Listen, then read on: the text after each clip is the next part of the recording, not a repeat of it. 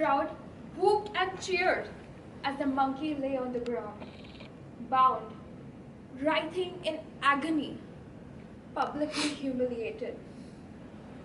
After all, it deserves this kind of treatment, said the locals. For 6 months, this macaque had been stealing food, tearing pillows, and terrorizing an entire local community until it left the villagers no choice.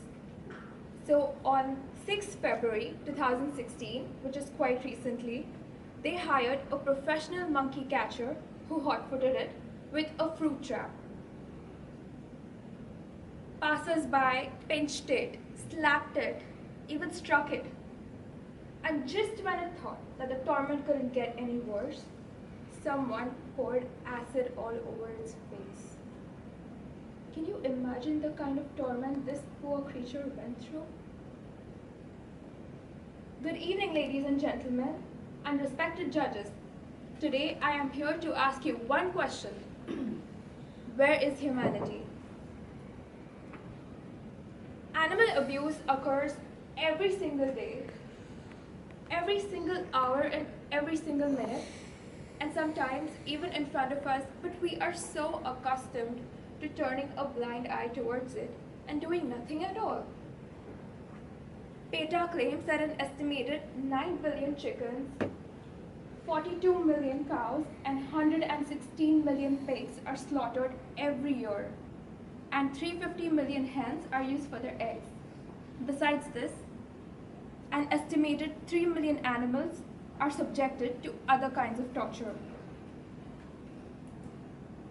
Some of the stories that you hear are so heart-wrenching, especially this one case. All of you are probably aware of the very popular tourist destination called Tiger Temple in Thailand.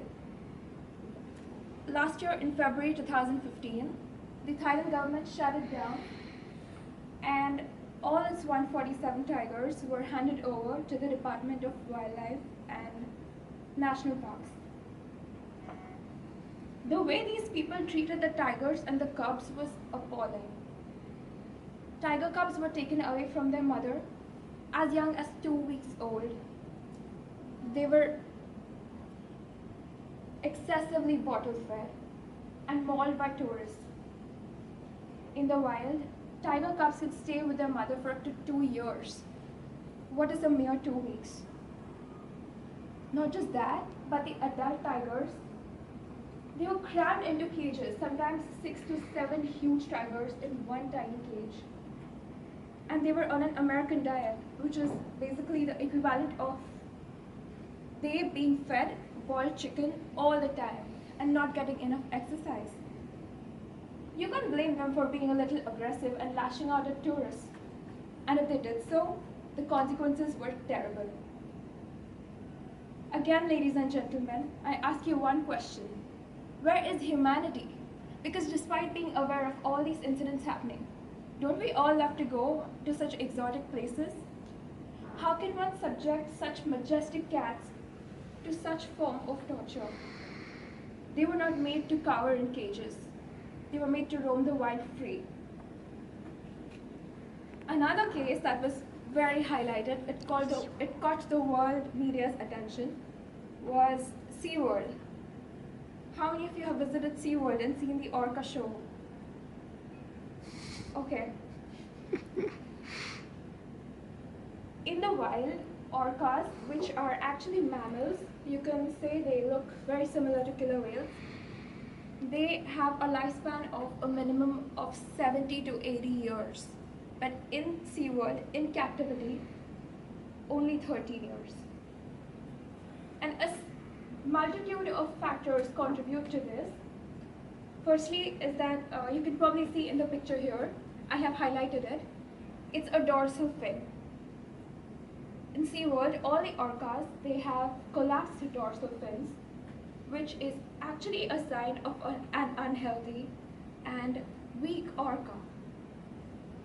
In the wild, this rarely ever happens. Secondly, it's the size of these tanks. These orcas swim in tanks that seem like bathtubs to them.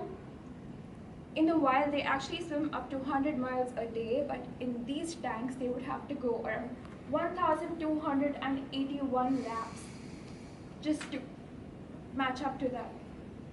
Also, they are fed an artificial diet of cow bones, pig bones, and unthawed fish, which is very unnatural.